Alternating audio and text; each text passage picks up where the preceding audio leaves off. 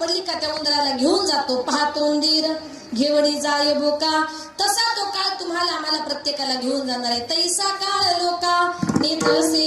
तुकोबारे अजून एक दृष्टांत देऊन सांगतात की ज्याप्रमाणे एखाद्या खाटकाच्या घरी असलेला बोकड किंवा कसायाच्या घरी दावणीला बांधलेली गाय, कसाय अगर खाटीक त्यांना कधी सोडणार नाही. खाटिकाचे घरी अजापुत्र पाहे, कसायाची गाय वाचे कैसी, त्याप्रमाणे काळ देखील तुम्हाला आम्हाला कधी सोडणार नाही. शेवटी तुकोबाराय म्हणतात जीवनातली गेलेली वेळ, गेलेली घडी, गेलेला क्षण परत कधी येत नाही. म्हणून जोपर्यंत जिवंत आहे तोपर्यंत फक्त परमेश्वराचं चिंतन करावे.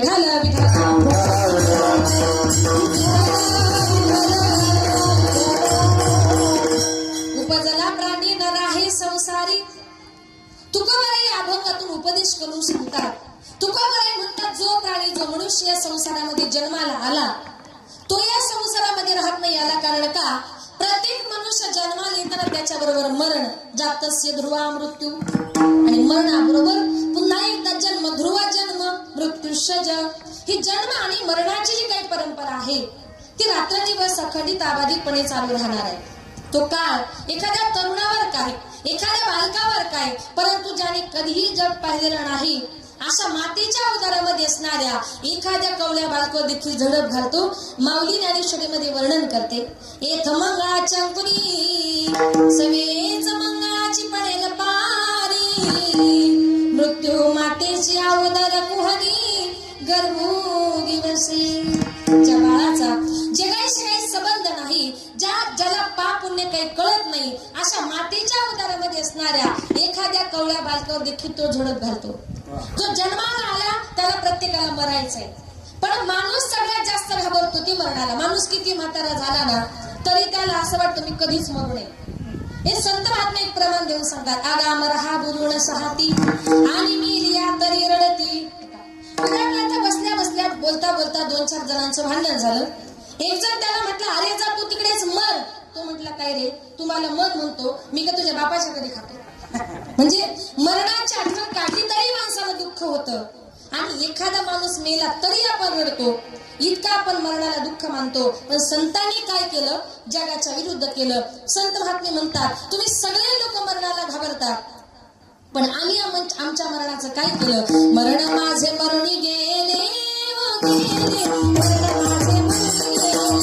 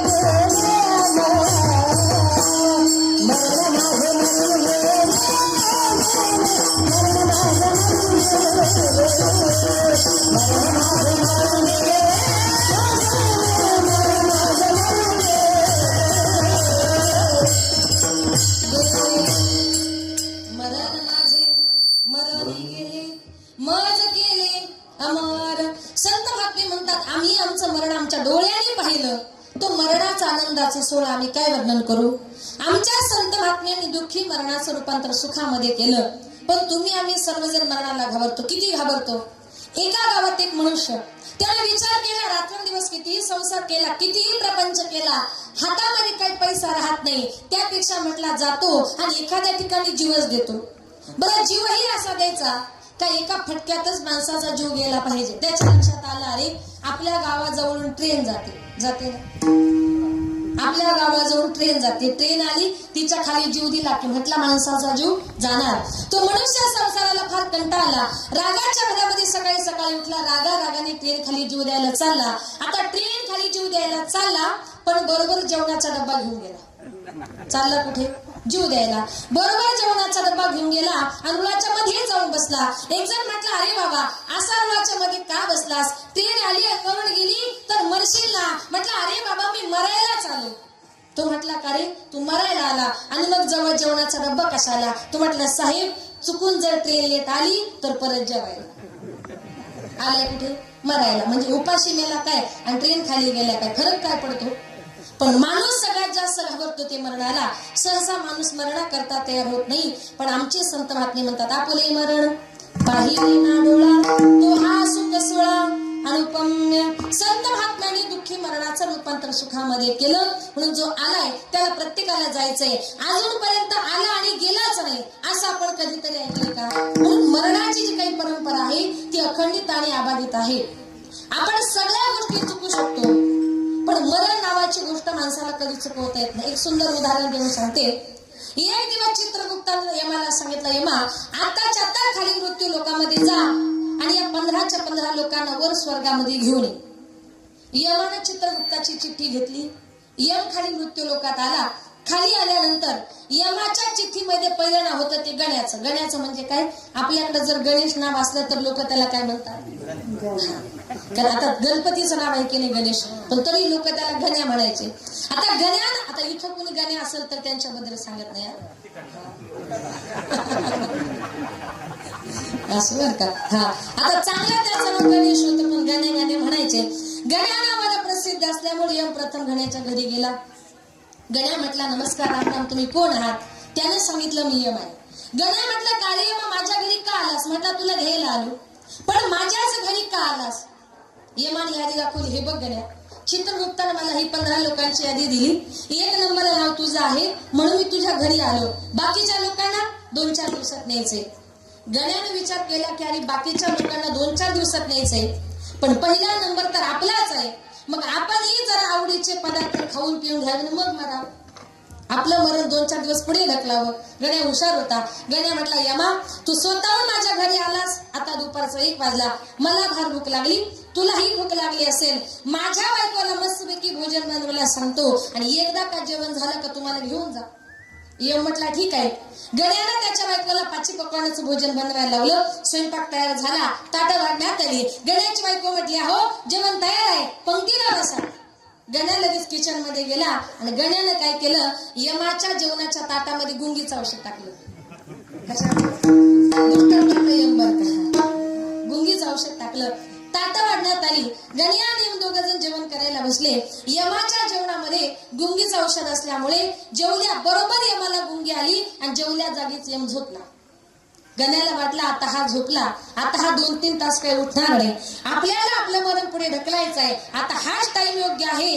म्हणून गण्यानं काय केलं, यमाच्या खिशातली चिठ्ठी गुपचूप काढून घेतली आणि त्या चिठ्ठीमध्ये 1 नंबरला जे गण्या नाव होतं ना, त्या गण्या नावाची सगळी खाडाखोड केली आणि सगळ्यात शेवटी नाव लिहिलं गण्या. काय केलं, 1 नंबरचं नाव खोडलं आणि शेवटी नाव लिहिलं गण्या. कारण त्याला वाटलं यम मला सगळ्यांच्या शेवटी घेऊन जाईल. संध्याकाळी यमाची गुंगी उतरली. यम उठला. यम म्हटला, गण्या मी तुझ्यावर फार खुश आहे. गण्या म्हटला, का रे यमा एवढा खुश कशाला झालास? यम म्हटला, हे बघ गण्या, मृत्यू लोकात अनेक वेळा आलो, अनेक लोकांच्या घरी गेलो, पण अजूनपर्यंत साधा कोणी चहा नाही पाजला रे.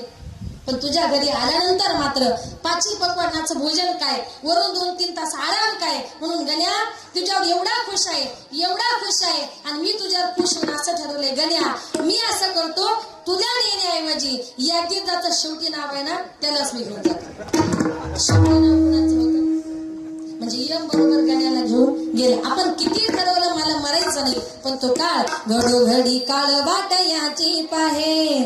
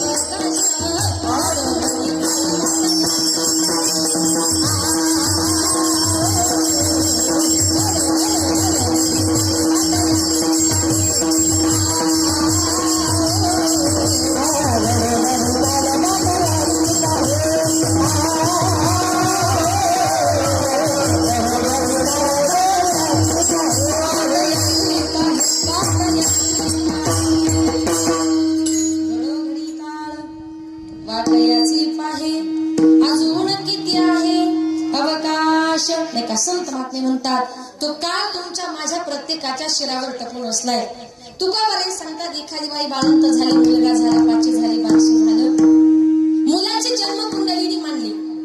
ब्राह्मण काय सांगणार, तुमचा मुलगा डॉक्टर होणार, इंजिनियर होणार, बंगला बांधणार, गाडी घेणार, भरपूर पैसे कमवणार, आणि सगळं ऐकून त्या मुलाच्या आई बापाला अगदी आनंदाच्या उकळ्या फुटतात.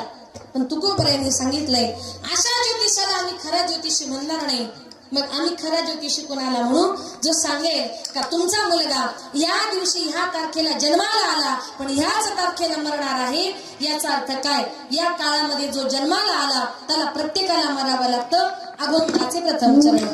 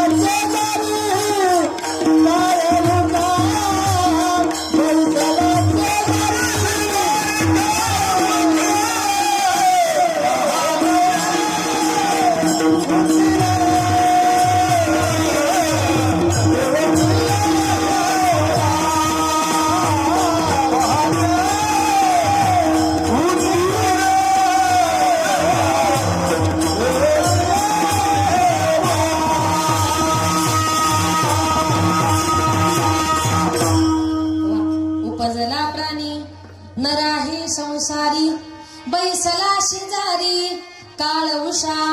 तुकोबराय म्हणतात, जो प्राणी जो मनुष्य या संसारामध्ये जन्माला आला, तो या संसारामध्ये राहत नाही. याला कारण का, बैसला शेजारी काळ उषा. मरणाची परंपरा अखंडित आणि अबाधित आहे. या मरणाच्या तडाख्यातून देव सुद्धा सुटले नाही. कबीर महाराज वर्णन करतात, 9 भी मर गई, 10 भी मर गई 688, 33 कोटी देवता मर गए, पड़े काल के पास लंगा, जब तड़ाखा भी तुम क्या जाने लड़का भी. 33 कोटी देवता मर गए. रामकृष्णही आले गेले, इथे उरो नाही आले अवतार. येरती पामर जीव किती. देवाधिकांना सुद्धा जावं लागलं. त्या ठिकाणी तुमच्या आमच्यासारख्या सामान्य माणसाचं काय. एका गावात कीर्तन करता गेले, त्या गावात असं सांगितलं, या गावचे जेवढे काही लोक आहे, या गावचे सगळे एक ना एक दिवस मरणार आहे. मरणार म्हटल्याबरोबर गावातले सगळे लोक नाराज झाले. मधीच एका बाईने जोरात हसायला सुरुवात केली. मी तिला विचारलं, का होत आहे. मी असं सांगितलं का या गावचे सगळे लोक मरणार आहे. असं म्हटल्यानंतर गावातले सगळे लोक नाराज झाले आणि तुम्ही एकट्याच का हसल्या. ती म्हटली, ताई तुम्ही असंच सांगितलं की या गावचे सगळे लोक मरणार आहे. बरं झालं म्हटली, मी या गावची नाही, मी शेजारच्या गावची आहे. तुम्ही कुठल्याही गावच्या असा, तिथे तो काळ येणार आहे. तुम्हाला आम्हाला प्रत्येकाला घेऊन जाणार आहे. काळाची एवढी पडेल ना जेव्हा, सोडविना तेव्हा माय बापा. ज्या टायमाला काळाची यमाची उडी आपल्यावर पडते ना, त्या ठिकाणी तुम्हाला आम्हाला सोडवणारा कुणीच नसतो. म्हणून मरण नावाची गोष्ट चुकत नाही. एकाने ठरवलं मला मरायचंच नाही. भगवान महादेवांची 60,000 वर्ष तपश्चर्या केली. भगवान महादेव त्याला प्रसन्न झाले. सांगितलं, भक्ता मी तुला प्रसन्न झालोय, काय मागायचंय ते माग. मागणारा हिरण्यकश्यप होता. हिरण्यकश्यपूने सांगितलं, देवा द्यायचं असेल तर मला एकच द्या, मला फक्त मरण नको. त्या टायमाला महादेवाने सांगितलं, अरे तुला मरण नको हा प्रश्न माझ्या अधिकाराचा नाही, कारण मरणाच्या तडाख्यातून रामकृष्ण ही आले गेले. रामकृष्ण सरकारला सुद्धा जावं लागलं, तुझा काय रे? त्यानं सांगितलं, देवा वरदान द्यायचं असेल तर तेवढंच द्या, नाहीतर तुमचा वरदानही मला नको. भगवंत आपल्या भक्ताचं वचन मोडत नाही. वचनानं मोडी बोलिले ते. तुला मरण नको तथास्तु. हिरण्यकश्यपू तुला कधीच मरण येणार नाही. त्या टायमाला हिरण्यकश्यपू म्हटला, देवा तू फार चतुर आहे, काय करून मला मारशील त्याची गॅरंटी नाही. चतुरा तू शिरोमणी गुण लावण्याची थाळी, मुकुटा सदा मणी, धन्य तुझी विठोबा. देवा तू फार चतुर आहे, काय करून मारशील त्याची गॅरंटी नाही. माझ्या मरणाबद्दलच्या सगळ्या अटी समजून घे. हिरण्यकश्यपूने देवाला एक एक करून सांगायला सुरुवात केली, देवा माझी पहिली अट अशी, मला दिवसा मरण नको, रात्री मरण नको, तथास्तु. दुसरी अट सांगितली, आकाशात मरण नको, जमिनीवर मरण नको, तथास्तु. तिसरी अट सांगितली, घरात मरण नको, बाहेर मरण नको, तथास्तु. चौथी अट सांगितली, 12 महिन्यांपैकी एकही महिन्यात मरण नको, तथास्तु. पुढची अट सांगितली, देवाकडून मरण नको, दानवाकडून नको, मानवाकडून नको, तथास्तु. शेवटची अट सांगितली, शस्त्राने नको, अस्त्राने नको, तथास्तु. सगळ्या अटी पूर्ण झाल्या. आपल्यालाही प्रश्न पडला असेल, एवढ्या अटी सांगितल्या म्हणजे हिरण्यकश्यपूला कधीच मरण येणार नाही. हिरण्यकश्यपू उन्मत्त झाला, मी मरणार नाही, मीच देव आहे, माझंच नाव घ्या. कीर्तनात जर करायचं असेल, कीर्तनात विठ्ठल विठ्ठल म्हणायचं नाही, जय हिरण्यकश्यपू, जय हिरण्यकश्यपू. संपूर्ण राज्यामध्ये देवाचं नाव घ्यायला बंदी केली, पण त्याचाच मुलगा प्रल्हाद देवाचं नाव सोडायला तयार नव्हता. रागाने हिरण्यकश्यपू विचारतोय, क्रोधयुक्त पिता पुसे प्रल्हादासी,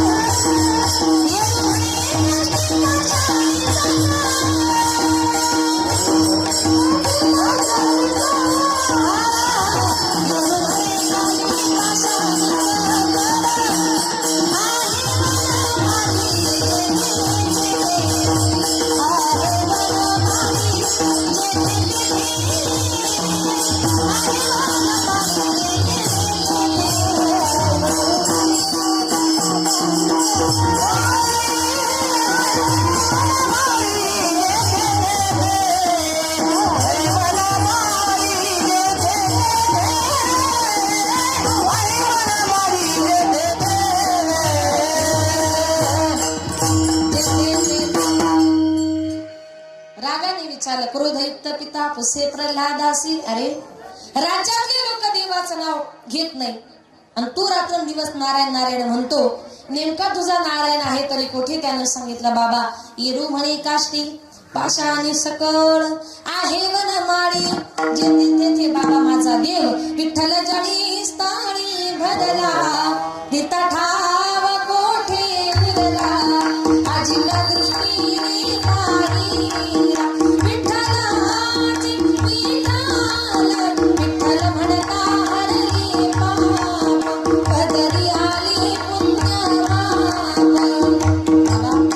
माझा देव जळी स्थळी काष्टी पाशाने सगळ्या जगात आहे, सगळीकडे आहे म्हटल्याबरोबरच जवळ खांब होता. या खांबात हो बाबा माझा नारायण या खांबात सुद्धा आहे. हो म्हटल्याबरोबर खांबावरील हात मारली दुर्जने स्तंभी नारायण प्रगटले. खांब दुभंगला प्रचंड आवाज झाला. त्या खांबातून निम्म शरीर सिंहाचं निम्म शरीर मानवाचं असे नृसिंह भगवान प्रगट झाले.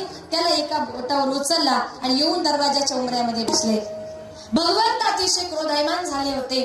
हिरण्यकश्यपूला समजलं भगवंत आता मला मारणार, मला मारल्याशिवाय दिवस सोडणार नाही. त्या टायमाला हिरण्यकश्यप म्हणतात, देवा तुझ्या लक्षात आहे का, तुम्हाला वरदान दिले, देवा तुझं वचन तू आज मोडतोय. देवाने सांगितलं, नाही हिरण्यकश्यपू, तुझ्या सगळ्या अटी मी पूर्ण करणार, एकही अट अपूर्ण ठेवणार नाही, पण तुला आज मी मारल्याशिवाय सोडणार नाही. देव अतिशय क्रोधायमान झाले होते. मला आठवण आहे तुझ्या अटींची. तू पहिली अट अशी सांगितली होती, मला दिवसा मरण नको, रात्री मरण नको. आता तूच बघ. म्हटले आता दिवस आहे का, म्हटला नाही, रात्र आहे. कडवावा लागला. पुढची अट विचारली. तू म्हणाला होता मला देवाकडून मरण नको, दानवाकडून मरण नको, मानवाकडून मरण नको. आता तू माझ्या देहाकडे पहा, मी देव आहे नाही, दानव आहे नाही, मानव आहे नाही, तर ते कोण होते? निम्म शरीर सिंहाचं, निम्म शरीर मानवाचं, असे नृसिंह भगवान होते. सहावी आणि शेवटची अट विचारली. तू म्हणाला होता मला शस्त्राने मरण नको, अस्त्राने मरण नको. आता तू माझ्या हाताकडे पहा, माझ्या हातात काही शस्त्र आहे नाही, मी अगदीच निशस्त्र आहे. पण भगवान परमात्म्यानं जे नृसिंहाचं रूप धारण केलं होतं ना, ती नृसिंहाची नख भगवंताच्या हातामध्ये होती, ती त्याच्या पोटामध्ये घातली आणि एका क्षणात त्याची रवानगी केली, यमलोकात गेली. दृष्टांत संपला. आता ऐका, हिरण्यकश्यपूने 60,000 वर्ष तपश्चर्या केली. कशा करता? मला कधीच मरण येऊ नये. पण 60,000 वर्ष तपश्चर्या करून सुद्धा हिरण्यकश्यपूला एक ना एक दिवस मरावं लागलं. याला कारण का? बैसला शेजारी प्रत्येक माणसाच्या विश्वासी तो काल तो यम रात्रंदिवस टपून बसलेला आहे. म्हणून संत महात्मे म्हणतात, काळाला घेऊन जायच्या अगोदर भगवान परमात्म्याचं चिंतन करून माणसाने आपला उद्धार करून घेतला पाहिजे. आताच्या काळामध्ये लोक धनाला संपत्तीला सर्वस्व मानतात. एखाद्याला विचारा, का रे हा बंगला कोणाचा आहे? माझा आहे. गाडी कोणाची आहे? माझी. गाडीवरचा ड्रायव्हर कोणाचा आहे? माझा आहे. कामावरची मोलकरीण कोणाची आहे? ती सुद्धा माझी आहे. आणि त्याला विचारा, का रे हा देव कोणाचा आहे? तो म्हणतो तो आमच्या गावचा आहे. मनुष्य जगदुनियेला माझं म्हणतोय, पण देव माझा असं म्हणतो का? माणूस आणि भगवंत याच्यातला संबंध कसा असावा? विठ्ठल माझा माझा माझा माझा माझा, विठ्ठल माझा मी विठ्ठलाचा, विठ्ठल माझा मी विठ्ठलाचा, विठ्ठल माझा मी विठ्ठलाचा, विठ्ठल माझा माझा माझा माझा माझा, विठ्ठल माझा मी विठ्ठलाचा. भगवान परमात्म्याशी मी आणि माझा संबंध जोडा. संसारातल्या लोकांना कितीही जरी माझं म्हटलं ना, ज्या धनावर संपत्तीवर आपण प्रेम करतोय ते आपलं नाही. आपण कितीही धनावर संपत्तीवर प्रेम केलं, एका ठिकाणी संत एका सुभाषितकाराने गोड वर्णन केले का ज्या धनावर संपत्तीवर आपण प्रेम करतोय ते आपले नाही. धनानि भूमाय पशवस्य गोष्टी कांद्रापुराद्वारे जनस्मशानी देह चित्तायां परलोक महाती. माणूस मेल्यानंतर धन पैसा संपत्ती सगळ्या बँकेत, गायपर्यंत म्हैस गोठ्यात, बायको दारापर्यंत, सोयरे धायरे स्मशानापर्यंत, एकटाच मात्र अग्नीमध्ये जळत असतो. जिवंतपणी मनुष्य सगळ्या जगदुनियेला माझं माझं म्हणतोय. तसं जर पाहिलं नाही या विश्वामध्ये कुणीच कोणाचं नाही. ज्या धनावर संपत्तीवर आपण प्रेम करतोय ती सुद्धा आपली नाही. कारण धन पैसा संपत्ती प्रारब्धेसी जोडे धन, प्रारब्धेसी वाढे मान, सोच का करसी वाया, भजमन पंढरी राया. विनाकारण कष्ट करण्यापेक्षा पंढरीच्या पांडुरंगाला शरण जा. तुमचं नशीब बदलण्याची ताकद माझ्या भगवान परमात्म्याच्या हातामध्ये आहे. नशीब किती महत्वाचं त्याच्याबद्दल एक सुंदर उदाहरण सांगते. एका गावामध्ये 2 जण भाऊ राहत होते. जवळजवळ 15-20 एकर जमीन. काही दिवसांनी दोघा भावांची भांडणं झाली, जमिनीच्या वाटण्या झाल्या. दोन्ही शेताच्या मध्ये बांध आला. दोघाही भावांनी टोमॅटो लावले. मोठ्या भावाचे टोमॅटो चांगले आले आणि छोट्या भावाचा टोमॅटो रोग गेला. याने विचार केला, शेत आहे, जमीन आहे, तीच खतं, औषधं, पाणी सगळं काही केलं, त्याचे टोमॅटो चांगले, माझ्या टोमॅटो रोग कसा काय गेला? याच्या लक्षामध्ये आलं की अरे शेती करण्यामध्ये आपलं नशीब काही चांगलं नाही. म्हटलं आजपासून शेती करायचीच नाही. शेती करण्याची सोडून दिली. नवीन धंदा शोधण्याकरता बाजारात गेला. बाजारात त्याला तिथे मासे विकणारा दिसला. बरं, त्या मासे विकणाऱ्याकडे असा तो मोठा लांब मासा, काय म्हणतात त्याला माहितीये का?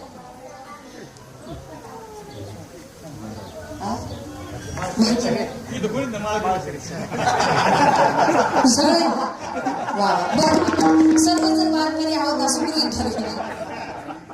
एकाने विचारलं काय रे बाबा, त्याने विचारलं एवढा मोठा मासा किती रुपयाला विकला? त्याने सांगितलं एक मासा 1000 रुपयाला. याने विचार केला असे दिवसभरात जर 10 मासे विकले तर माणसाला 10,000 रुपये मिळतात.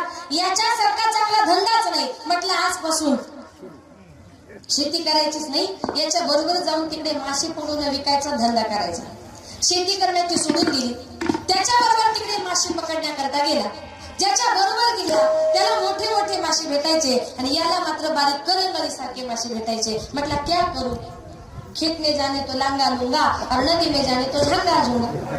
म्हटलं काय करावं, शेती करण्यातही नशीब चांगलं नाही, बरं मासे पकडण्यातही नाही. आता म्हटलं दोन्ही धंदे करायचे सोडायचे आणि तिसरा नवीन धंदा शोधायचा. नवीन धंदा शोधण्याकरता गावोगावी फिरत राहिला. फिरता फिरता एका गावात आला. त्या गावात नेमकं माझंच कीर्तन संपलं. मला भेटला, म्हटला ताई अगदी छान कीर्तन केलं. म्हटले थँक्यू. म्हटलं का हो ताई, एका कीर्तनाचे किती पैसे घेता? म्हटलं घेते 20-25 हजार. तो म्हटला अरे वा, 2 तासात 20,000. म्हटलं आपण सुद्धा कीर्तनकारच बनायचं. ठरवलं कीर्तनकार बनण्याचं. घरी गेला, अंगावर भगवा कलरचे कपडे पांघरले, गळ्यामध्ये मोठ्या मोठ्या कड्यांच्या माळा घेतला, शेजारच्या गावामध्ये जपा करता बसला आणि रात्रंदिवस देवाचा जप करत राहिला. एक दिवस त्या गावात चोरी झाली. गावकरी चोरांच्या पाठीमागे लागले आणि त्यांना पळता पळता रस्त्यात दिसला हा महाराज. म्हणून चोरांनी आपल्या जवळचे सगळे पैसे त्या महाराजांच्या जवळ टाकले.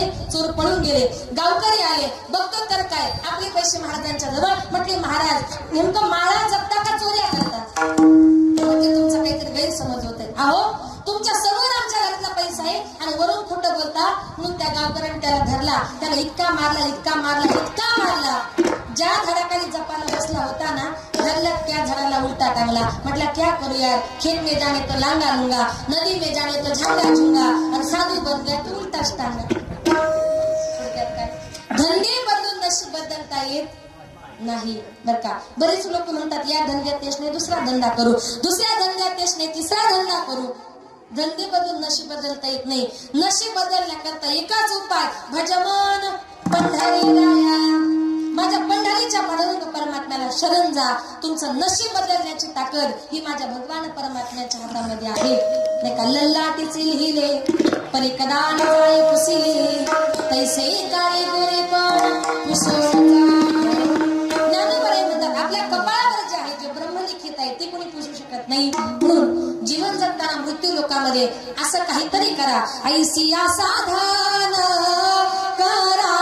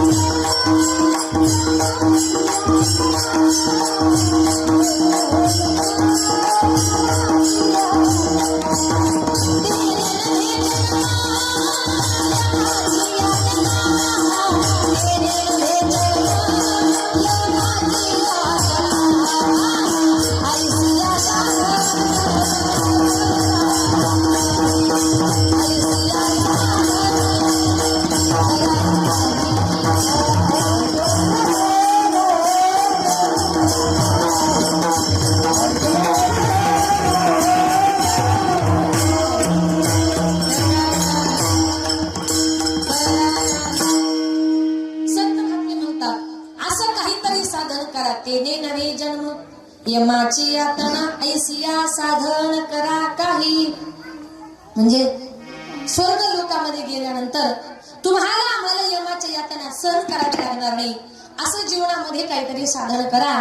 कारण कर्म नावाची गोष्ट अजूनपर्यंत कुणाला चुकली नाही.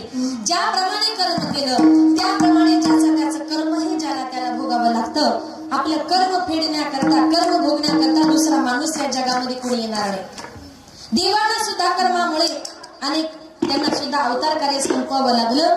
विचार जर करायला गेलो तर संत महात्मे असं म्हणतात, कर्मे श्रीराम वनवासा गेला, कर्मे दशरथ वियोगी मेला. नका, दशरथ राजा देवाचा बाप होता तो, पण देवाला सुद्धा आपल्या बापाचं कर्म चुकवणार नाही. तुम्हाला एक सुंदर उदाहरण देऊन सांगेल का, ज्या वेळेला दशरथ राजा जंगलामध्ये शिकार करण्याकरता गेला होता, दुपारचा टाइम होता, शिकारी करता बसला पण एकही शिकार हातामध्ये भेटली नाही. शेवटी दशरथ राजा कंटाळला, त्यानं ठरवलं दुपारचा टाइम आहे, दुपारच्या टाइमाला या समोरच्या तळ्यावर कुणीतरी प्राणी पाणी पिण्याकरता येणार आणि त्या पाण्याचा आवाज झाला का त्या दिशेने आपण बाण मारायचा. दशरथ राजा घनदाट जंगलामध्ये एका झाडावर बसलेला होता आणि त्याच टाइमाला श्रावण बाळ आपल्या आंधळ्या आई बापाला घेऊन काशी यात्रेला चालला होता. उन्हाळ्याचे दिवस होते, दुपारचा टाइम झाला. आई बापाने सांगितलं, बाळा फार तहान लागली, जंगलातून कुठून तरी पिण्याकरता पाणी घेऊन ये. म्हणून श्रावण बाळानं आपल्या आई बापाची कावड खाली ठेवली आणि श्रावण बाळ आपल्या आई बापाला पाणी आणण्याकरता गेला. श्रावण बाळ गेला, त्याला लांबूनच आपला कमंडलू पाण्यामध्ये बुडवला. शास्त्र असं सांगतं, महिलांकरता कुठल्याही पाहुण्या माणसाला पाणी देताना आपल्या बोटाचं जे काही नख आहे त्या नखाचा स्पर्श पाण्याला होता कामा नाही. कारण आपल्या नखात जेवढं विष असतं ना तेवढं कशातच नाही. आपण म्हणतो पाण्यासारखं पुण्य नाही. काही काही बायकांना सवय असते, असं अर्धमोड ग्लास मध्ये बुडवतात आणि म्हणतात घ्या पाणी. कोण पिईल? आपलं बोट त्याच्यामध्ये उडवायचं नसतं, बोटाचा स्पर्शही त्याला द्यायचा नसतो, व्यवस्थित ग्लास पकडायचा असतो. म्हणून बघा, पूर्वीच्या काळी साधूच्या कमंडलूला एक कडी असायची. का तर नखाचा स्पर्श पाण्याला होते. त्याने लांबूनच आपला कमंडलू पाण्यामध्ये बुडवला. पाण्याचा बुडबुडाचा आवाज झाला. दशरथाला वाटला, अरे नक्कीच कोणीतरी पाणी पिण्याकरता आला. दशरथ राजाला पुढचा मागचा विचार न करता बाण मारला आणि तोच बाण श्रावण बाळाच्या छातीमध्ये जाऊन लागला. आई बापाला तहान लागली, बाळ गेला पाण्याला.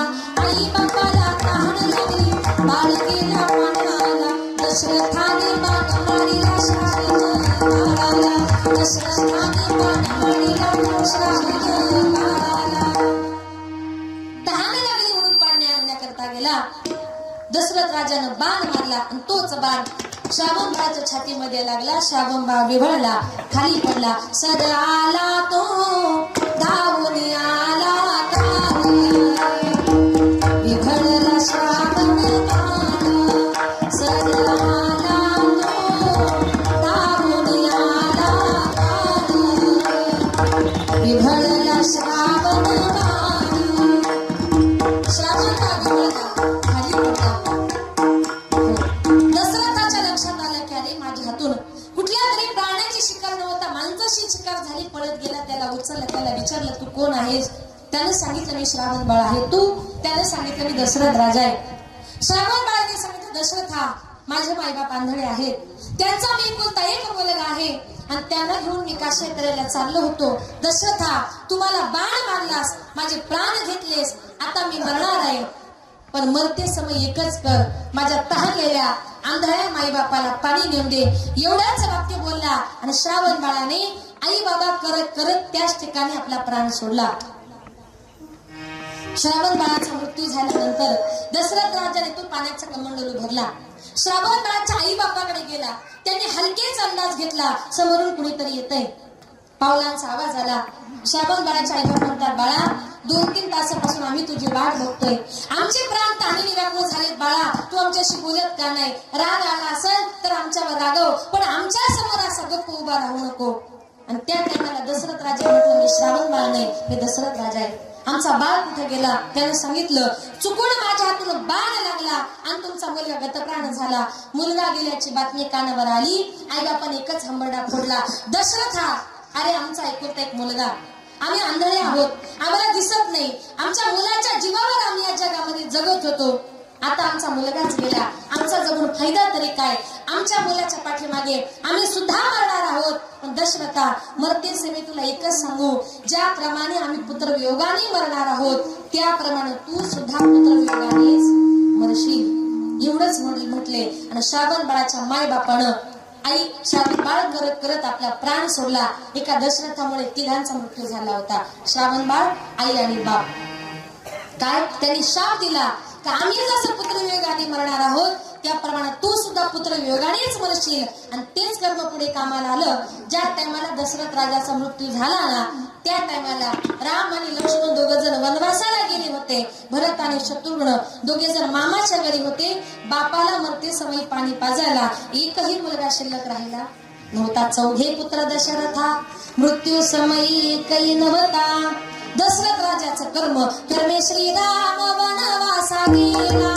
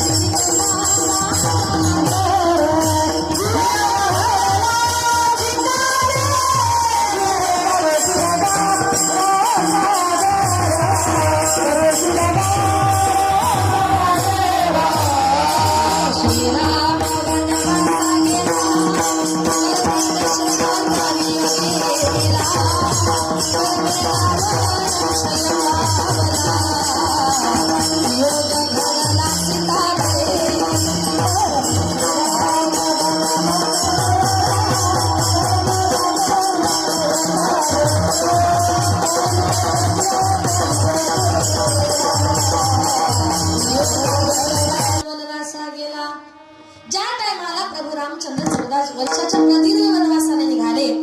प्रभूंच्या जाण्याने अयोध्या नगरी रडू लागली.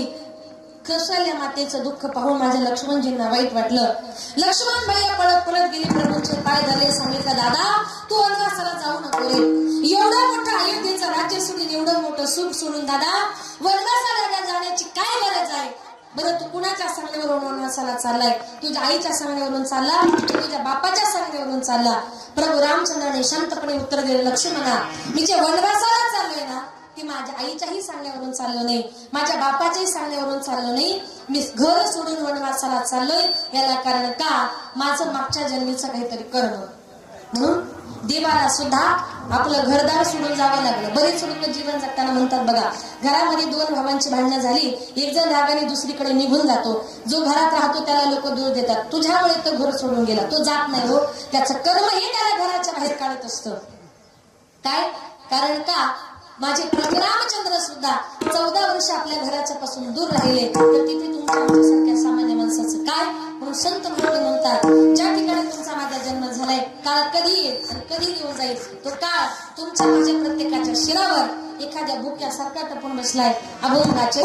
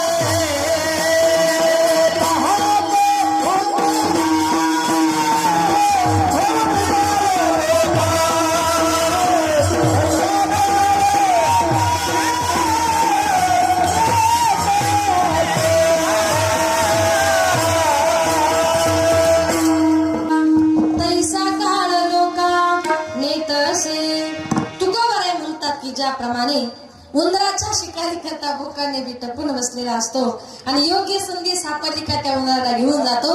त्याप्रमाणे तो काळ, तो नियम तुमच्या माझ्या प्रत्येकाच्या शिरावर टपून बसलाय. काळाचा निश्चित नियम नाही, कधी येईल कधी घेऊन जाईल सांगता येत नाही. म्हणून संत महात्मे म्हणतात का आपण ज्या धनावर संपत्तीवर प्रेम करतो ते आपलं राहिलेलं नाही. एक सुंदर उदाहरण देऊन सांगेल. ज्यांना आपण माझं म्हणतोय, एका गावामध्ये एक मनुष्य राहत होता, सज्जन गृहस्थ. त्याचे 3 मित्र राहत होते. एक मित्र अतिशय जवळचा, दुसऱ्या मित्रावर प्रेमापेक्षा थोडस कमी प्रेम, आणि तिसरा मित्र असा होता त्याची वर्षातून 1-2 वेळा कधीतरी भेट व्हायची. एक दिवस सज्जन गृहस्थावर विनाकारण काहीतरी खुनाचा आरोप आला. तो कोर्टात गेला. जज साहेबांना सांगितलं, साहेब मी खून केला नाही, अगं करणारही नाही, हा विनाकारण माझ्यावर काहीतरी खोटा आळ आलेला आहे. जज साहेबांनी सांगितलं, तू जर खून केला नसेल तर तू तुला साक्षीदार घेऊन ये. त्याला आनंद वाटला, माझे जवळचे 2 मित्र आहेत. आनंदानं पहिल्या मित्राकडे गेला. सांगितलं, मित्रा तुला माहितीये मी खून केला नाही, अगं करणारही नाही, तेव्हा तू माझ्या बरोबर कोर्टात चल आणि माझ्या बाजूने साक्ष दे. याचा पहिला मित्र म्हटला, बाबा मला माहितीये तुझं माझ्यावर खूप प्रेम आहे, माझंही तुझ्यावर जेव्हा पाड प्रेम आहे, पण मला कोर्टाची फार भीती वाटते. तुझ्या प्रेमा करताना जज साहेबांना फोन करून सांगतो पण कोर्टात येणार नाही. हा म्हटला, तुझा मला काय उपयोग. दुसऱ्या मित्राकडे गेला. सांगितलं, मित्रा तुला माहितीये मी खून केला नाही, अगं करणारही नाही, तेव्हा तू माझ्या बरोबर कोर्टात चल आणि माझ्या बाजूने साक्ष दे. याचा दुसरा मित्र म्हटला, बाबा तुझ्या प्रेमाकरता मी तुझ्या बरोबर येतो, पण म्हटलं मला कोर्टाची भीती वाटते. मी तुझ्या प्रेमाकरता तुझ्या बरोबर येईल, कोर्टाची पायरी सुद्धा चढणार नाही, कोर्टाच्या बाहेरून सांगेल तू खून केला नाही. हा म्हटला, तुझाही मला काय उपयोग. नाराज झाला. तिसऱ्या मित्राकडे गेला. सांगितलं, मित्रा 2 मित्रांकरता संपूर्ण आयुष्य खर्च केलं, जीवापाड प्रेम केलं, मित्रा माझ्या जीवन मरणाचा प्रश्न आहे, तू तरी माझ्या बरोबर चल आणि माझ्या बाजूने साक्ष दे. याचा तिसरा मित्र चांगला होता, त्याला त्याची दया आली. तो त्याच्या बरोबर कोर्टामध्ये गेला. त्याने त्याच्या बाजूने साक्ष दिली. तो निर्दोष सुटला. तुम्ही सांगा तो माणूस कोण, त्याचे 3 मित्र कोण, त्यांची नावं काय, त्यांची गावं काय, लक्षपूर्वक ऐका. ज्याच्यावर विनाकारण खुनाचा आरोप आला होता तो सज्जन गृहस्थ, म्हणजे इथं बसलेली तुम्ही आम्ही आपण सर्वजण. आपला पहिला मित्र म्हणजे आपण जिच्यावर, आता पुरुष लोकांकरता प्रश्न आहे, जो सगळ्यात अगोदर उत्तर देईल त्याला 5 लाख बक्षीस. बरं, उत्तर खरं द्यायचं, अजिबात खोटं बोलायचं नाही. आपण जिच्यावर आपल्या जीवापेक्षाही जास्त प्रेम करतो अशी आपली कोण पत्नी. तुमचं काय म्हणणं? खोटं बोलायचं नाही सांगितलं. बायको बघा मातांनो, हा बक्षीस गेला आता, ते म्हटलेच नाही. सर्वस्व स्वामिनी म्हणावीसी कांता आणि तीही केस देता रडतसे. पहिला मित्र म्हणजे आपली बायको, आपल्या बरोबर येत नाही. दुसरा मित्र म्हणजे कोण, कर्णाचे माय बाप.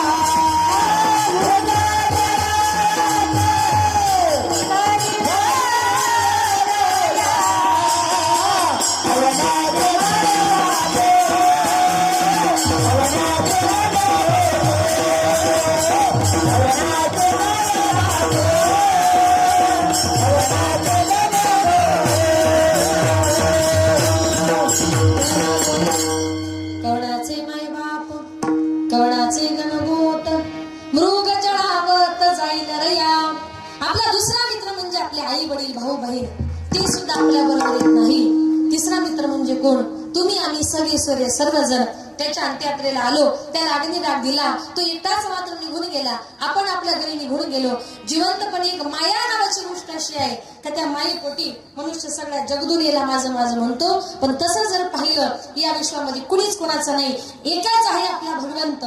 त्या भगवान परमात्म्याची मनापासून भक्ती करा, मनापासून त्या देवाला शरण जा. कारण संत महात्मे म्हणतात, आपण कितीही जरी पैशावर प्रेम केलं, या मृत्यू लोकातल्या माणसांवर प्रेम केलं, या मृत्यू लोकातली माणसं फक्त सब पैसे का भाई दिल का साथी नाही कोई, सगळे माणसं प्रेम करतात ती पैशावर. या जगामध्ये माणसावर प्रेम करायला कुणीच रिकामा नाहीये. सगळे लोक जोपर्यंत आपल्या जवळ धन पैसा संपत्ती आहे, तुकोबर एक प्रमाण देऊ सांगतात, जोवरी चाले मोठा धंदा तोवरी बहीण म्हणे दादा दादा. ज्या भावाकडे पैसा आहे त्या भावाला बहीण मानते, ज्याच्याकडे पैसा नाही त्याला मानत नाही. आपले माईबाप सुद्धा ज्या मुलाजवळ पैसा आहे त्या मुलाचा शब्द म्हणजे प्रमाण म्हणतात, आणि ज्याच्याकडे पैसा नाही त्याला मान देत नाही. मी म्हणत नाही तुकोबरांचं प्रमाण आहे, माता पिता बंधुजन ती वचन. सगळे लोक प्रेम करतात पैशावर. एक उदाहरण देऊन सांगेल. एका मुलाने एका मुलीशी लग्न करायचं होतं. तो आपल्या मित्राकडे गेला, सांगितलं, मित्रा उद्या माझं कोर्टामध्ये कोर्ट मॅरेज आहे, तू माझ्या लग्नाकरता कोर्टात ये. मित्राने सांगितलं, उद्या सोमवार आहे, मला अर्जंट काम आहे, मला काही यायला जमणार नाही, हवं तर मी वहिनींना मंगळवारी भेटण्याकरता येतो. हरकत नाही म्हटलं ये. मंगळवारचा दिवस उजाडल्या, त्याचा मित्र त्याच्या घरी गेला तर हा दारामध्ये खुर्ची टाकून असा नाराज होऊन बसला होता. मित्रांनी म्हटलं, काय रे झालं का लग्न, कुठे माझी बहिणी, कसा लग्न सोहळा पार पडला. तो म्हटला, अरे कशाचं लग्न, कशाची वहिनी. म्हटलं, अरे परवाच तर मला म्हटलं उद्या माझं लग्न आहे, आज म्हणतो कशाचं लग्न, कशाची वहिनी. म्हटलं, अरे लग्न करण्याकरता कोर्टामध्ये गेलो, आमचा नंबर लागला, कोर्टाची पायरी चढायची. तिनं मला प्रश्न विचारला, आपण दोघांचं लग्न करतोय, पण तुझ्या नावावर बँकेमध्ये पैसे किती आणि तुझ्या नावावर जमीन किती. मी सांगितलं, बापाने अजून जमीन नावावर केली नाही आणि मला रुपये कमवायची अक्कल नाही. ती म्हटली, मी तुझ्याशी लग्न करणार. तशीच म्हटलं ती कोर्टातून पळून गेली. म्हटलं, मूर्ख आहेस तू. म्हटलं, का. अरे माझ्याही बाबतीमध्ये तेच घडलं, म्हणून मी तुझ्या लग्नाला कोर्टात आलो नाही. म्हटलं, तुझ्या बाबतीत काय झालं. तो म्हटला, असंच मला सुद्धा एका मुलीशी लग्न करायचं होतं, कोर्टामध्ये गेलो, कोर्टाची पायरी चढायची. तिनं मला प्रश्न विचारला, आपण दोघंजण लग्न करतोय, पण तुझ्या नावावर बँकेमध्ये पैसे किती. त्याने सांगितलं, 1 रुपया नाही. बापाने अजून जमीन नावावर केली नाही. ती म्हटली, मी अजिबात तुझ्याशी लग्न करणार नाही. त्याने सांगितलं, घाबरू नको, माझ्याकडे रुपये जरी नसेल ना, माझा सगळ्यात छोटा चुलता आहे, लग्नाला 25 वर्ष झाले, त्याच्याकडे मोठा बंगला आहे, 2-4 गाड्या आहे, 20-25 एकर जमीन आहे, त्याच्या पोटी एकही मुलगा नाही. आमच्या घरामध्ये मी एकुलता एक मुलगा आहे, आणि एकदा का माझा चुलता गेला का त्याच्या सगळ्या इष्टितेचा मालक मी एकटाच होणार. असं म्हटल्याबरोबर ती मुलगी कोर्टातून जे पळत सुटली, डायरेक्ट माझ्या घरी गेली आणि तिनं माझ्या चुलत्याशीच लग्न केलं. का सब पैसे का भाई दिल का. संत महात्मे म्हणतात, सगळे लोक प्रेम करतात ते पैशावर. देह एकाचे धन गुबराचे, देह एकाचे धन गुबराचे.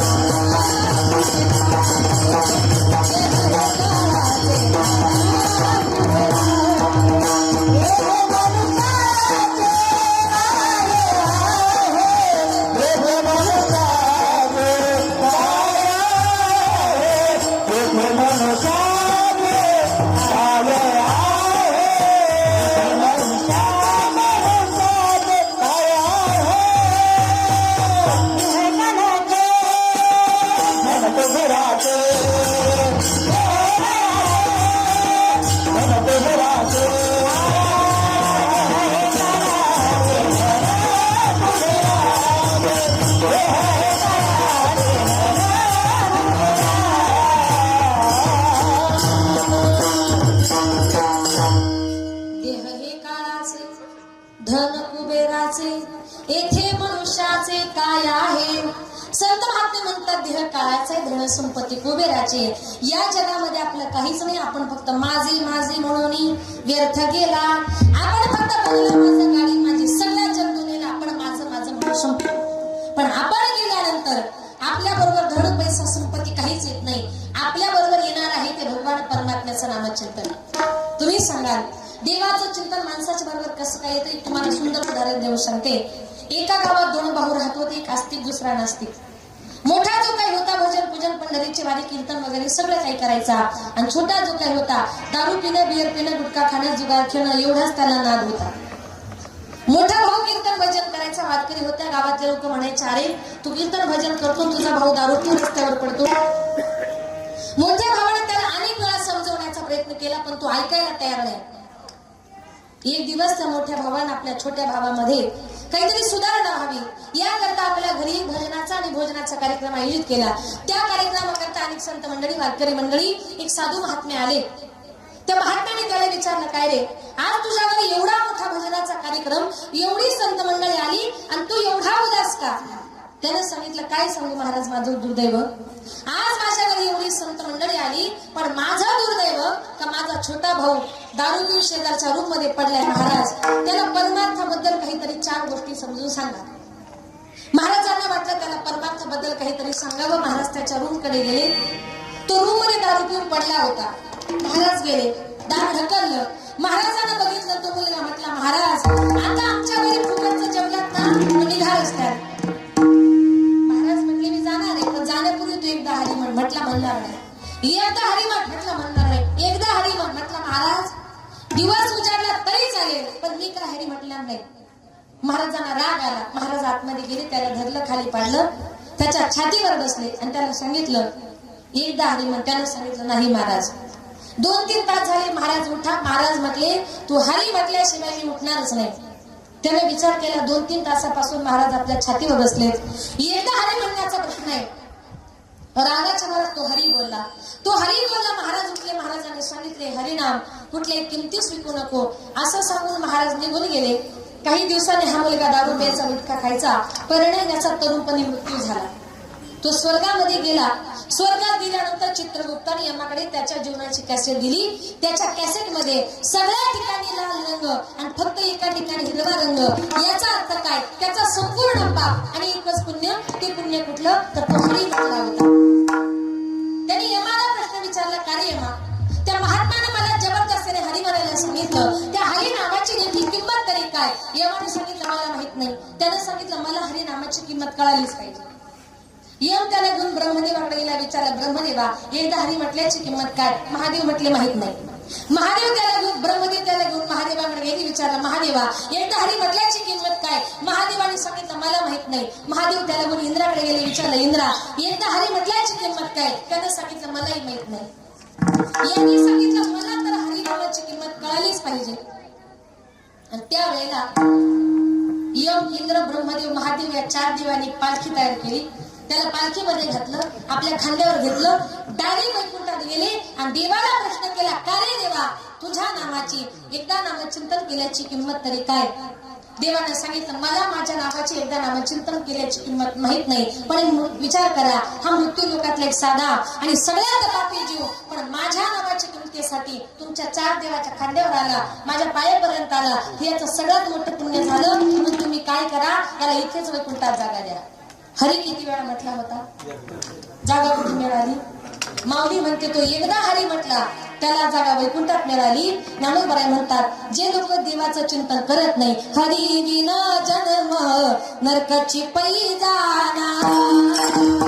हरी विना जन्म नरकाची पै जाना. हरी विना जन्म नरकाची पै जाना. हरी विना जन्म नरकाची पै जाना.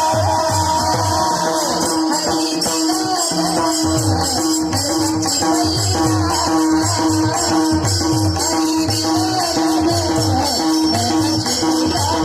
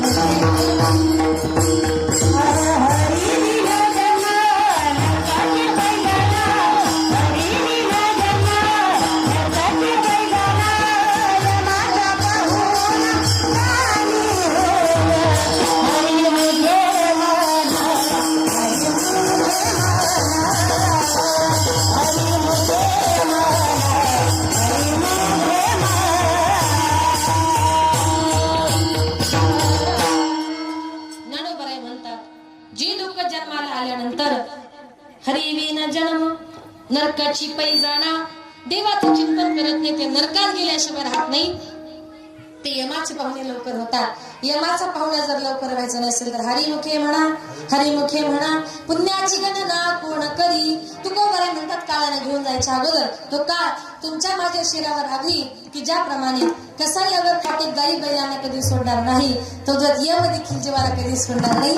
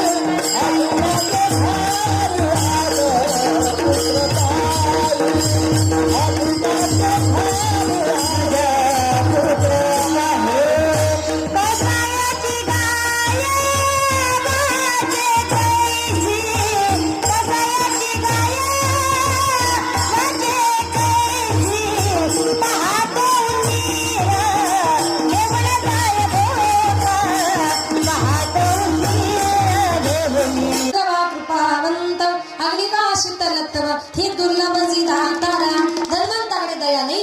अग्नी हा कधी शीतल होणार नाही. वाघ हा गायीला कधी सोडून देणार नाही. तद्वत यम देखील जीवाला कधी सोडणार नाही. म्हणून तुकोबराय म्हणतात, तुका म्हणे काही करा काढा काढी. आपण भैरव घेऊ, नंतर भैरव घेऊ. जाती आईसी घडी पुन्हा नाही विठोबा.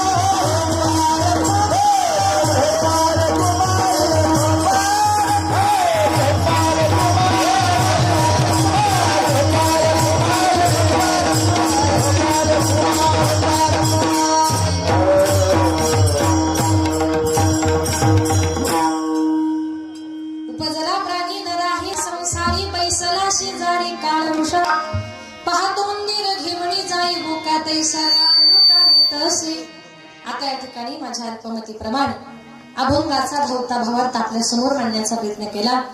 कार्यक्रमाची वेळ ही संपलेली संपत आली. गुण भरपूर झाले, जास्त वेळ घेणार नाही. शेवटचे 5-10 मिनिटांमध्ये थोडंसं आई वडिलांविषयी बोलते आणि कीर्तन रूपी सेवा संपवते. या विश्वामध्ये आई बापासारखं श्रेष्ठ दैवत नाही. जिवंतपणी माणसाला आई बापाची किंमत कळत नाही. एकदा का आई बाप या जगातून या विश्वातून निघून गेले का कितीही रडलं तरी फायदा होत नाही. आज विचार जर करायला गेले, 1 वर्ष झालं, एक आई या जगातून या विश्वातून निघून गेली आणि इथून पुढे आपण त्या आईला कितीही जरी शोधण्याचा प्रयत्न केला तरी आपली आई आपली आजी या जगात आपल्याला दिसणार नाही. कारण ज्या टायमाला आपले मायबाप या जगातून या विश्वातून निघून जातात ना त्या टायमाला ती कुठे गेलेली असतात. गेली दुरी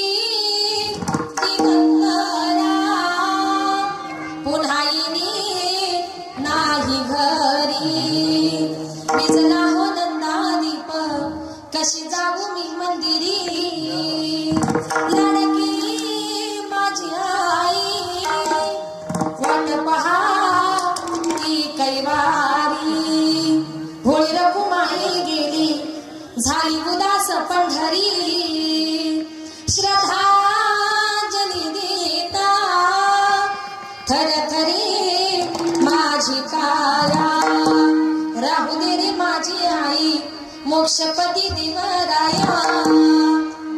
आपण कीर्तन संपलं की श्रद्धांजली वाहताना आपण देवाला म्हणतो देवा माझ्या आईला माझ्या बापाला मोक्ष पदाला ने. नंतर रडण्यापेक्षा जिवंतपणे मायबाप हे सगळ्यात महत्वाचं दैवत आहे. जिवंतपणे सेवा करा. एकदा का आपली आई या जगातून या विश्वातून निघून गेली ना सोडून या गेली आई मायेरी घराना सोडून या गेली आई मायेरी घराना आई आई आई हाका मारू मी पुन्हा आई आई आई हाका मारू मी पुन्हा आई आमच्यासाठी कष्ट केले फार आई आमच्यासाठी कष्ट केले फार सोडून या गेली आई सारा परिवार सोडून या गेली आई सारा परिवार लेकी सुना रडत बसती काना कोपऱ्याला लेकी सुना रडत बसती काना कोपऱ्याला आठवण येते आई त्या जखडीला आठवण येते आई त्याच घडीला सोडून या गेली आई मायरी कराना आई आई आई हाका मारू मी कुणाला आई आई आई आई म्हणू मी कुणाला.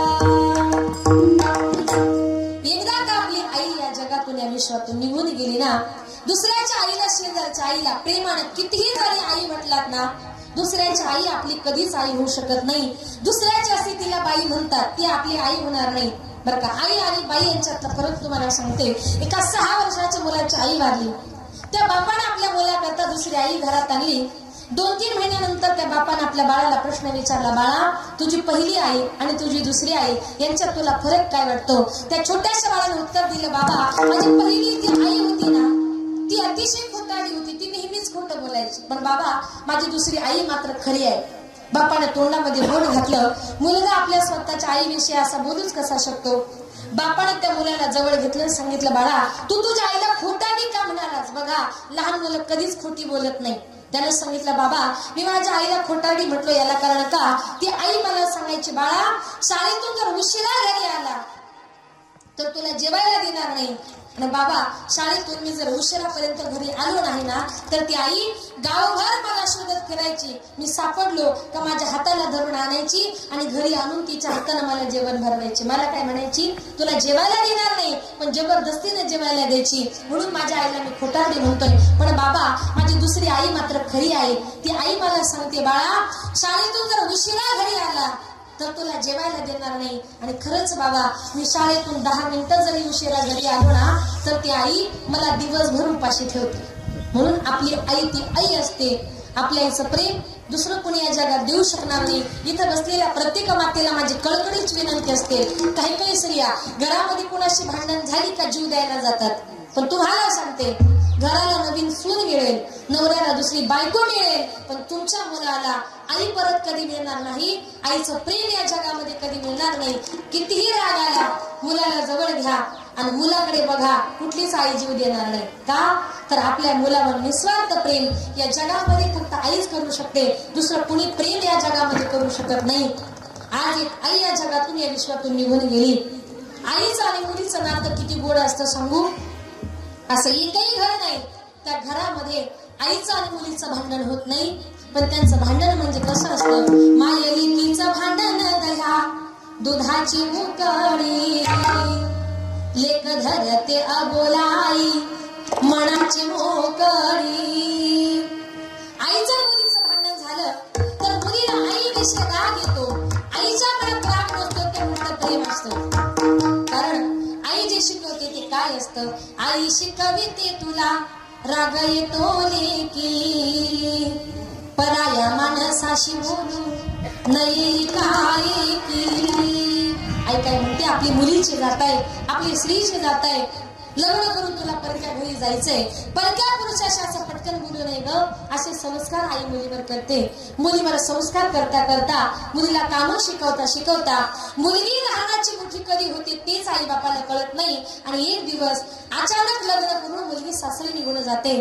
मुलगी सासरी निघून गेल्यानंतर त्या घरामध्ये आई आपल्या मुलीची आठवण म्हणून काय करते, लेक जाते सासरला आई लाग करमेना, साजविल्या भिंतीवर काढल्या ग मैना, लेक जाते सासरला मागे मागे फिरू आई, बोलती आई माझी लाडाची लेक झाली, लेक जाते सासरला माय लेकी पडे गळा, कस कोरड्या नदीला पाणी येत खळा खळा. लग्न करून संध्याकाळी मुलगी जायला निघाल्यानंतर आता तुझी मुलगी चालली, आता तू रड, असं आईला सांगावं लागतं का हो. मुलगी जायची चाहूल लागली का आईच्या डोळ्यातून खळखळ असं पाणी येतं. कारण का या जगामध्ये निस्वार्थ प्रेम आपले आई बाप करू शकतात. लग्न करून मुलगी निघून गेल्यानंतर त्या घरामध्ये आईला आपल्या मुलीची आठवण येते. प्रत्येक कामात आईला आपली मुलगी दिसते. आई रडते, आई म्हणते माझ्या मुलीसाठी माझा जीव फार व्याकुळ होतोय, काही करा पण मुलीसाठी व्याकुळ झालेल्या जीवाला परत एकदा त्या आईला भेटवायला आणा. आई रडते आणि काय म्हणते, माझ्या जीवाच्या लेकीला आज सांगवा पाठवा, माझ्या व्याकुळ जीवाला माझी पालन भेटवा, नाव लेकी जग घेता जात फिरे गला गला, माझी डोळ पुसणारी लेक कुंतली संसारा, रोज येते सपनात काही बोलत ती नाही, भर चैताच्या उन्हात माझी सुकली गजाई, करू लेकीचं नशीब झालं कपाळ उघड, घर धण्याच्या वाचून कोणी घेईना उघड. इतके मायबाप जर आपल्या मुलावर मुलींवर प्रेम करतात, हे सगळं प्रेम आपण का विसरतो. आज एक आई या जगातून या विश्वातून निघून गेली, त्या आईच्या प्रेमासारखं प्रेम आणि त्या आईच्या मूर्तीसारखी मूर्त परत या जगामध्ये भगवंताने कधीच घडवली नाही. आई तुझ्या मूर्ती वाणी या जगात मूर्ती नाही, आई तुझ्या मूर्ती वाणी या जगात मूर्ती नाही, अनमोल जन्म दिला गाय तुझे उपकार मिटणार नाही, अनमोल जन्म दिला गाय तुझे उपकार मिटणार नाही, बालपणी मी खेळत खेळत दिसत होतो तारा, अमृताहुनी गोड पाजला तू काढा, बालपणी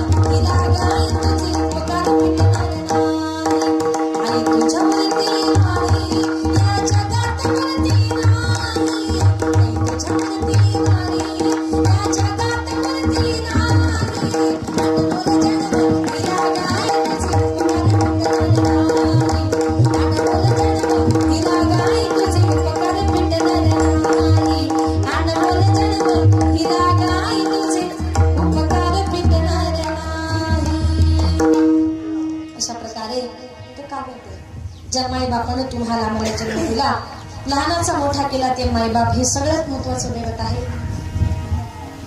जीवनामध्ये सगळ्यांना विसरा. माई बाप केवळ कासी, ते न जावे तीर्थासी.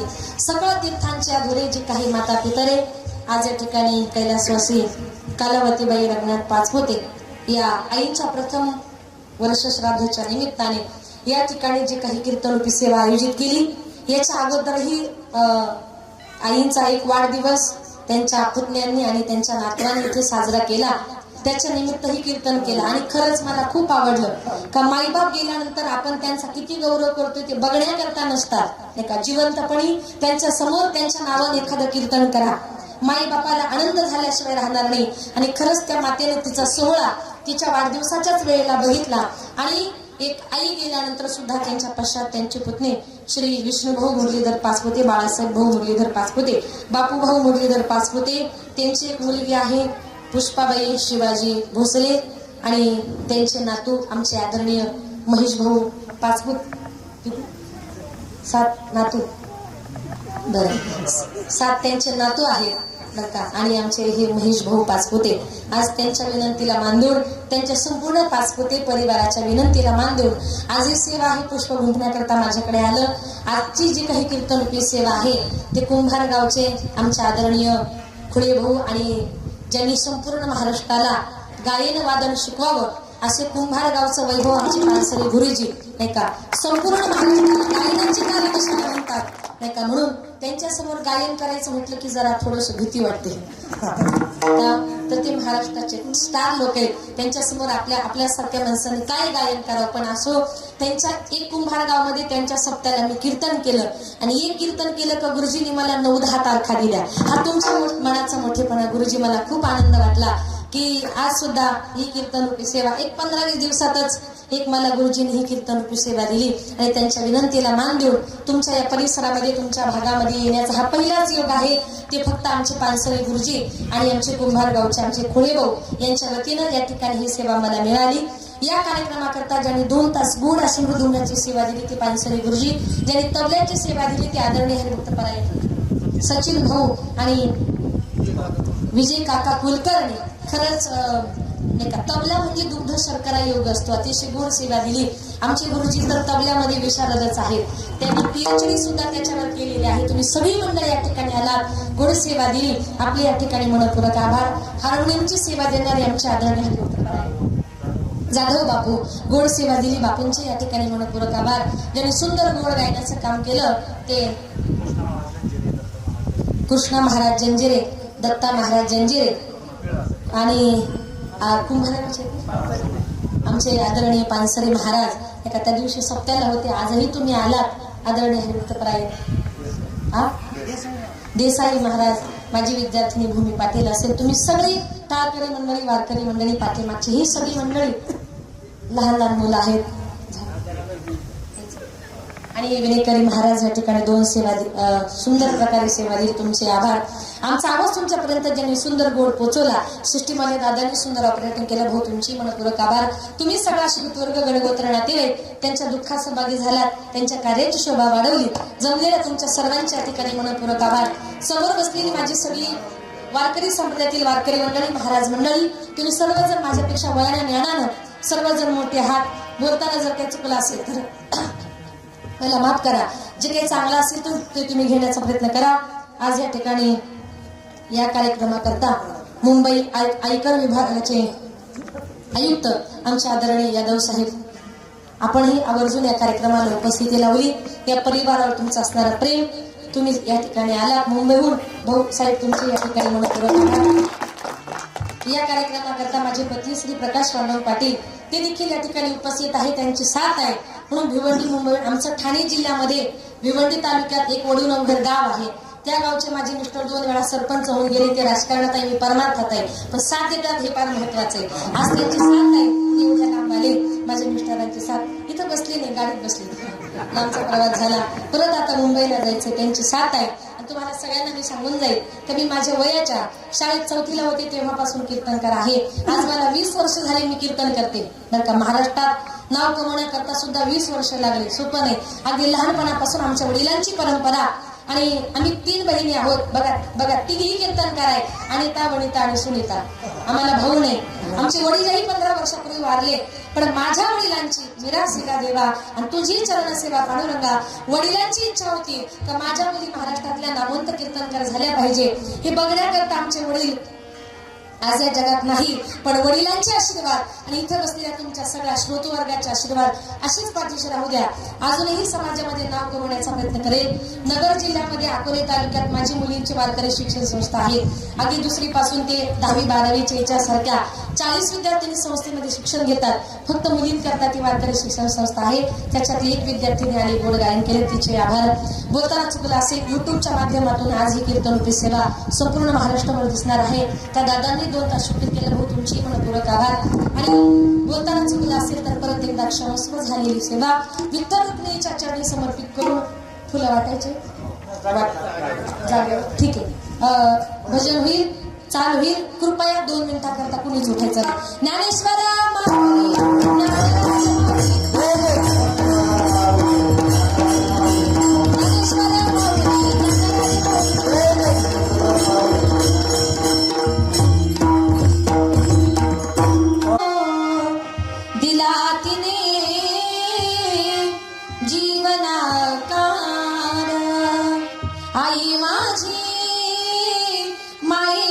सागर हो दिला तिने जीवनात तळपत्या उन्हात रख रख दारात राहिली समाजासाठी लोक कष्टाच्या घामात.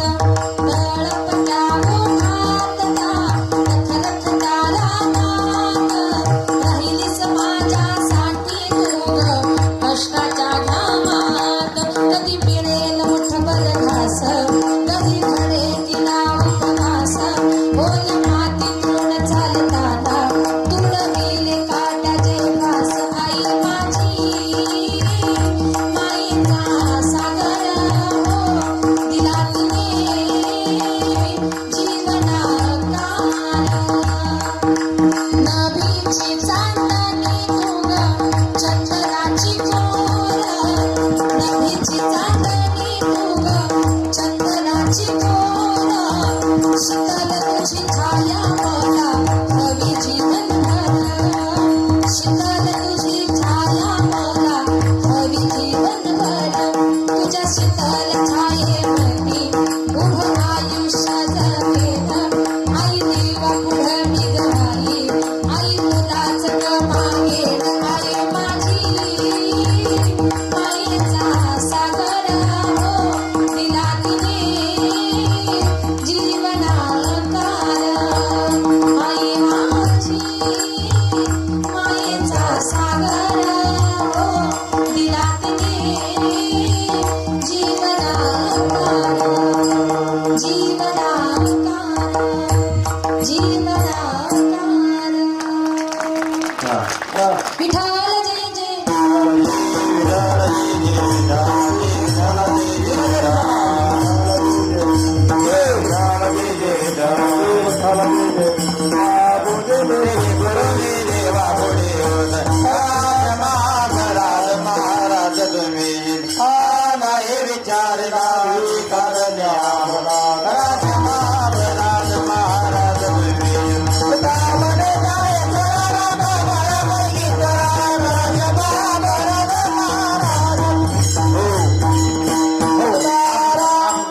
आम्ही जातो तुम्ही गोपाळावी, आम्ही जातो तुम्ही गोपाळावी. सांगावी विनंती माझी, सकला सांगावी विनंती माझी. वाढवेल झाला उभा पांडुरंग, वाढवेल झाला उभा पांडुरंग. हे पुष्पाची रंग बोलावी, हे पुष्पाची रंग बोलावी, हे पुष्पाची रंग बोलावी. अंतदाई विठवा बाकी बाळाला, झाला गुप्त दुर्गा, झाला गुप्त दुर्गा, झाला गुप्त दुर्गा. झाला उभा पांडुरंग, झाला उभा पांडुरंग, झाला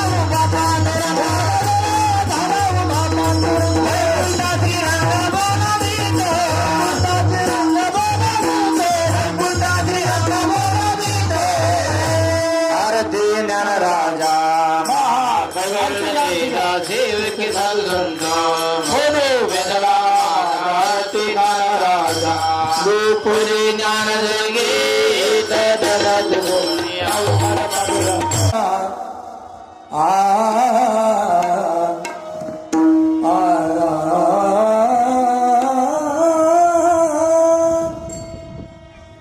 तुका मन काय करा काढा काढी करा काढा काढी तुका मन काय करा काढा तुका मन काही करा काढ काढी तुका मन काही करा काढ काढी करा काढा काढ तुका मन काय करा काढा काढी करा काढा काढ तुका मन काय करा काढा तुका मन काही करा काढ काढी तुका मन काही करा काढ काढी.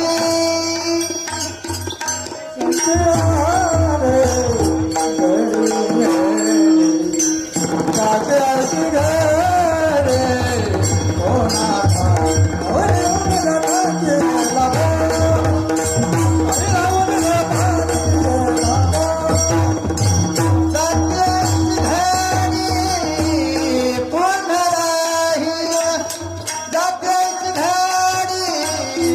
पुन्हा राही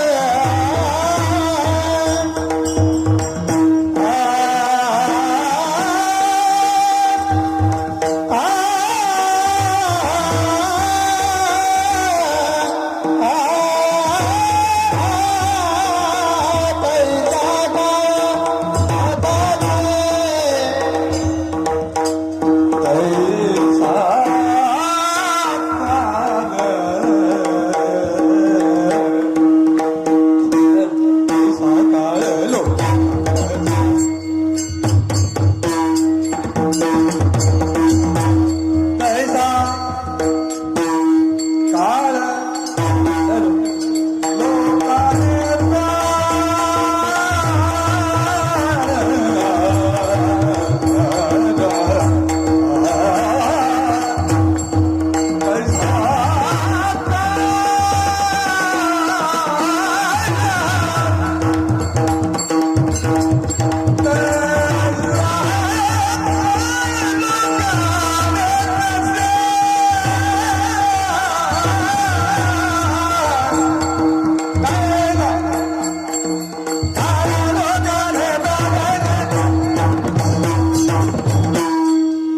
Thank you.